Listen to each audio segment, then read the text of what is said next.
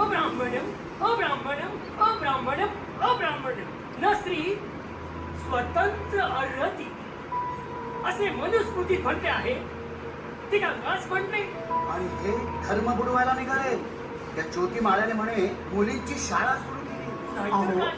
या बायका जर का शिकल्या तर विधवा होतील विधवा. हे तर धर्मभ्रष्ट करणे झाले. त्याचा जाऊ द्या हो, तो तर शूद्रच ना. पण त्याच्या सोबत हे आपले भट ब्राह्मण आहे, तो गोवंड्यांचा सदा, परांजपेचा सखा, वाळवेश्वरांचा मोरो. ते तर असणारच ना. सोबत शिकल्याने दुसरं काय होणार? नाहीतर काय? पण या फिरेला शोभलं का ते? त्याच्या वाड्यात शाळा सुरू झाली म्हणे. आणि शिक्षिका कोण? ओ, ज्योतीचीच बायको. हा. ज्योती शिकवणार बायकोला आणि बायको शिकवणार मुलींना म्हणे. अहो, शाळा तर सुरू केली पण ती चालायला तर पाहिजे ना. येऊ दे तिला